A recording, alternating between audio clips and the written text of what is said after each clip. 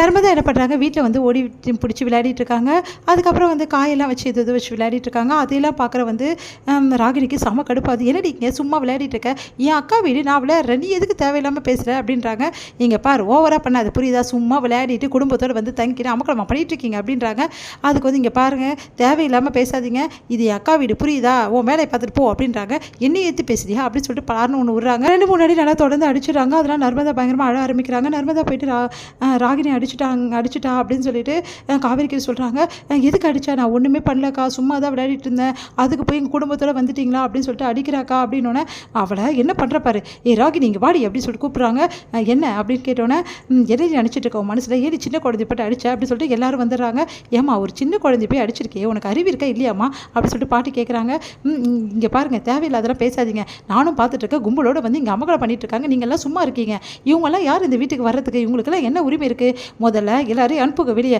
அனுப்ப முடியாது, என்னடி பண்ணுவேன், நானும் பார்த்துட்ருக்கேன், ரொம்ப பொறுமையாக இருந்துகிட்ருக்கேன், என் பொறுமையை ரொம்ப சோதிக்கிறீங்க, இவ தான் நம்ம மகாராணி மாதிரி இந்த வீட்டில் இருக்கா, நான் தான் வந்து யாரும் என்னை மதிக்க மாட்டேங்கிறீங்க, என்ன நினச்சிட்டு இருக்கீங்க எல்லாரும், அதனால் இன்றைக்கி ஒரு முடிவு நான் கட்டியே தீருவேன், இந்த சொத்து எங்கள் எல்லாருக்கும் தானே, அதனால் எங்களுக்கும் பாகம் இருக்குல்ல இந்த சொத்தில், அதனால் நீங்கள் எல்லாரும் முடிவு எடுக்கக்கூடாது, நாங்களும் சேர்ந்து தான் முடிவு எடுப்போம் புரியுதா, யாரை தங்க வைக்கணும் யாரை தங்க வைக்கக்கூடாதுன்னு சொல்லிட்டு எங்களுக்கு தெரியும், அதனால் மரியாதை இவங்களெல்லாம் அனுப்பிச்சிடுங்க, அப்படி நீங்கள் அனுப்பலைன்னா அப்புறம் என்ன செய்வேன்னு எனக்கே தெரியாது, அப்படி இல்லைன்னா இவங்களை வீட்டை விட்டு அனுப்பிச்சிடுங்க சேர்த்து அப்படின்றாங்க. யார் வீட்டிலேருந்து யாரை வீட்டை விட்டு அனுப்புறது, இது விஜயோட வீடு புரியுதா, அவர் பொண்டாட்டி நான், அதனால் என்னையும் சரி விஜயும் சரி யாரும் வீடை விட்டு அனுப்ப முடியாது அப்படின்னு அதிர்ச்சி அடைகிறாங்க. ராகினி, நீ என்ன சொல்கிற, ஆமாம் இது விஜயோட வீடு தானம்மா, அவள் சொல்கிறது கரெக்டு தானே அப்படின்னு பாட்டி சொல்கிறாங்க.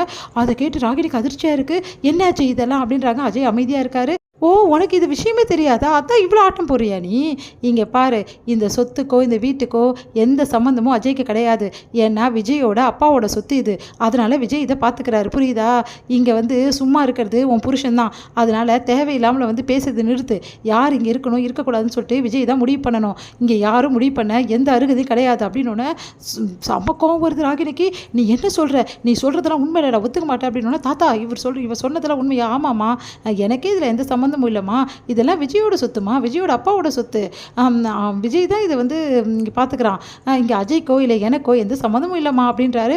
அதெல்லாம் கேட்டு ராகினிக்கு அப்படியே மயக்கமாக ஒரு சமையல், என்ன அஜய் இதெல்லாம் அப்படின்னு சொல்லிட்டு, நீ வா ராகினி உள்ளே பேசிக்கலாம் அப்படின்னு. உள்ளே எல்லாம் பேசலை, இங்கேயே பேசலாம், எவ்வளோ தைரியம் இருந்தால் எங்கிட்ட போய் சொல்லி என்னை கல்யாணம் பண்ணியிருப்பேன், இந்த சொத்தெல்லாம் உன்னோடதுன்னு சொன்னால் பாதி உனக்கு தான் உரிமைன்னு சொன்னேன், இப்போ எல்லாமே பொய்யா இருக்குது, என்ன அஜய் இதெல்லாம், இப்படி பண்ணிட்டு என்னை ஏமாத்திட்டியே, உன்னை நான் சும்மாவே விட மாட்டேன் அப்படின்னு சொல்லிட்டு அப்படியே சட்டையை பிடிச்சி உழுக்கிறாங்க. உடனே அஜய் வந்து சாரி ராகினி, நான் வந்து வேணும்னே ஏமாத்தலை, நீங்கள் சொன்னதால் ஓகேன்னு சொன்னேன், வேறு எதுவுமே கிடையாது, தப்பாக நினச்சிக்காது ராகினி, விட்டு ராகினி அப்படின்றாங்க.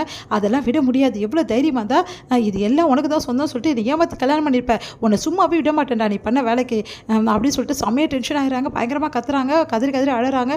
இதெல்லாம் பார்த்த பாட்டி, ஏம்மா உனக்கு இந்த விஷயம் தெரியாதா, எனக்கு தெரியவே தெரியாது, இவனும் எங்கள் அப்பாவும் வந்து இந்த சொத்துக்கு பாதி உரிமை இவங்களுக்கு தான் இருக்கா அப்படின்னு சொல்லி தான் என்னை கல்யாணம் பண்ணாங்க, ஏம்மா இது விஜய் சொத்துன்றது எல்லாருக்குமே இங்கே தெரியும், உனக்கு மட்டும் தெரியாதுன்றது எனக்கு அதிசயமாக இருக்குது அப்படின்றாங்க பாட்டி. உடனே வந்து செம்மையாக டென்ஷன் ஆகிறாங்க, நீ இப்படி ஏமாத்திரியேடா அப்படின்னு சொல்லிட்டு செம்மையாக டென்ஷன் ஆகிறாங்க, நான் ஒரு நிமிஷம் கூட இந்த வீட்டில் இருக்கவே மாட்டேன் அப்படின்னு சொல்லிட்டு ராகினி வந்து வீட்டை விட்டு போகிறாங்க. பின்னாடியே ஓடி போகிற அஜய், ராகினி நெல்லுன்னு சொல்லிட்டு இதோட முடியுது.